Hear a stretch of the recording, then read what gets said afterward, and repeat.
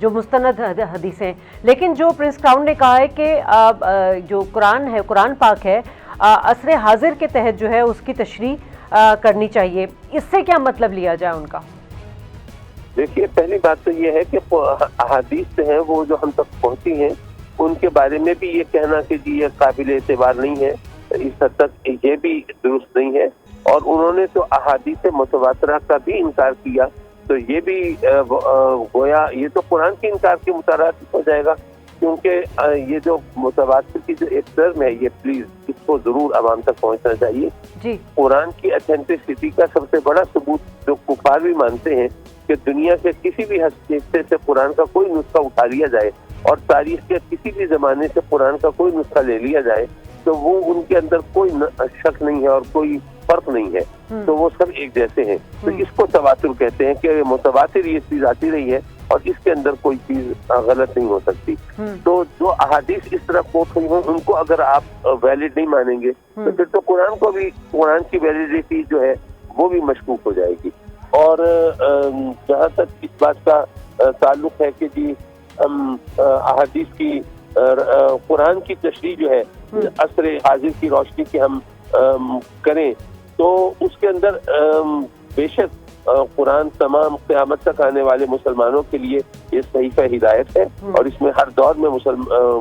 انسانوں کے لیے رہنمائی ہے. لیکن اس کا مطلب یہ نہیں ہے کہ جو پہلے جو تشریح کی گئی وہ اس کو آپ نیگیٹ کر دیں، اس کی نفی کر دیں اور اس کا انکار کر دیں. نہیں، اس طرح اگر آپ کریں گے تو یہ دیکھیے یہ تو پھر آپ مرزائیوں کو چھوٹ دیں گے. وہ اس لیے کہ جب ختم نبوت کی بات آتی ہے تو جو مرزائی حضرات ختم نبوت ترکیب اور لفظ کا انکار نہیں کرتے، وہ کہتے ہیں کہ یہ ختم نبوت کو ہم مانتے ہیں لیکن اس کا یہ مفہوم جو ہے کہ وہ آخری نبی ہے اس کو نہیں مانتے. ختم مہر کو کہتے ہیں، ختم نبوت یعنی وہ مہر نبوت ہے، ان کی مہر سے آگے نبی بنیں گے. تو جب وہ ایک لفظ کو مان کر اس کی مختلف تعبیر اور تشریح جو ہے وہ کر کے اور پھر اپنا عقیدہ ثابت کرتے ہیں، اور اس کو ظاہر ہے کہ ساری دنیا میں تمام مسلمان انہوں نے اس کو ریجیکٹ کر دیا اور ڈس اون کر دیا ہے. تو آج اس کو اگر آپ تعبیرات اور تشریحات کا اس طرح سے راستہ کھولیں گے تو لیکن حامد صاحب یہ تو بڑا ٹرننگ پوائنٹ ہو گیا یہ پرنس سلمان کا جو اسٹیٹمنٹ ہے، لیکن اس پہ کوئی ریئیکشن ہمیں دنیا بھر کے جو مذہبی جماعتیں ہیں اور جامعات ہیں ان میں ان کی طرف سے کوئی ریئیکشن ہمیں سامنے نہیں آیا، کیونکہ یہ جو اسٹیٹمنٹ جس طرح کی انہوں نے دی ہے پرنس سلمان نے، یہ تو وہابیت کی اساس جو کہ قرآن و حدیث ہے اس کو ڈینائی کر رہا ہے نا. جی ہاں، دراصل بات یہ اس کی ایک وجہ تو یہ ہو سکتی ہے کہ جو پرنس ہے وہ کوئی عالم دین تو نہیں ہے، ان کی بات کی وہ ویلیڈیٹی نہیں ہے جس کو بنایا جائے نا کہ جناب دیکھیے انہوں نے یہ بات کر دی، اب کیا ہوگا کیا نہیں ہوگا. لیکن جامع الازہر تو بڑا اوتھینٹک ایک ادارہ مدرسہ ہے، انہوں نے اس کی تائید کر دی ہے، اس کو کس طرح دیکھ رہے ہیں؟ تو بڑی حیرت والی بات ہے. ہاں نہیں، یہ تو واقعی حیرت کی بات ہے اور یہ میرے لیے ایک انفارمیشن کی ہے کہ کسی ادارے کی طرف سے اس کی تائید ہوئی ہے، اور یہ تو ایک پھر اس کا مطلب ہے کہ ایک بہت بڑا فتنہ سر اٹھا رہا ہے مسلمانوں کو مزید تقسیم در تقسیم کے عمل سے گزارنے کی ایک سازش جو ہوتی ہے. دیکھیے جدیدیت کے نام پر اسلام کی اور نئی تعبیرات اور تشریحات اگر آپ لائیں گے تو اس کا مطلب یہ ہوا کہ آپ اسلام کی گویا تمام وہ نفی کر دیں گے تعلیمات کی، اور اس کے جو بھی اب تک ہمارے پاس جو سرمایہ ہے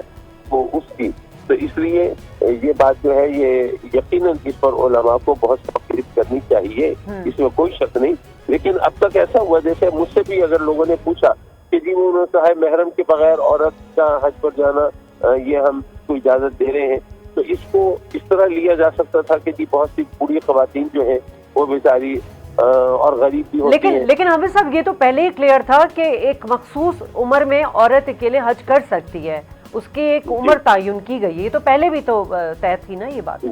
جی یہ بات طے تھی. میرے کہنے کا مطلب یہ ہے کہ اس کو چیز کو آگے لے کر کہ اگر کچھ یعنی اس میں صرف عمر کی بات تھی نا، اس کے ساتھ ایک غربت کو اگر ملا دیا جائے کہ ایک غریب عورت ہے اور اس کے پاس تو اب وہ اتنے نہیں ہے کہ یا تو وہ خود حج کر لے یا اس کا محرم حج کر لے، تو اب کیا کریں؟ تو ایسی صورت میں چلی ایک رحم کی بنیاد پر کسی کے لیے کوئی راستہ کھولنے کی کوشش یہ کس حد تک مناسب ہے، اس پر میں نے کہا تھا کہ علماء کو مل بیٹھ کر غور کرنا چاہیے. کسی فرد واحد کو آپ یہ اختیار نہیں دے سکتے، چاہے وہ بادشاہ ہو شریعت میں تو بادشاہ کا قول جو ہے وہ ظاہر معتبر نہیں ہے نا شرعی حوالے سے، وہ تو بادشاہ ہے، بادشاہ کی حیثیت سے وہ جو کچھ کہے سو کہے، لیکن شریعت کے اندر تو اس کی ویلیڈیٹی کو اس طرح تسلیم نہیں کیا جائے گا۔ تو یہ میرا خیال ہے کہ یہ اسلام کے اندر ایک بہت بڑا فتنہ نظر آ رہا ہے مجھے، جس کے اندر نہ جانے پھر یہ کیا کیا شوشے چھوڑیں گے اور کتنے نئے فرقے جنم لیں گے، اور اس قرآن کی اور حدیث کی اپنی من مانی تعبیرات اور تشریحات کے پس منظر کے اندر نہ جانے پھر اسلام کی جو موجودہ شکل ہے اس کو کس طرح مسخ کرنے کی کوشش کی جا سکتی ہے۔ یہ بہت بڑا فساد ہو سکتا ہے۔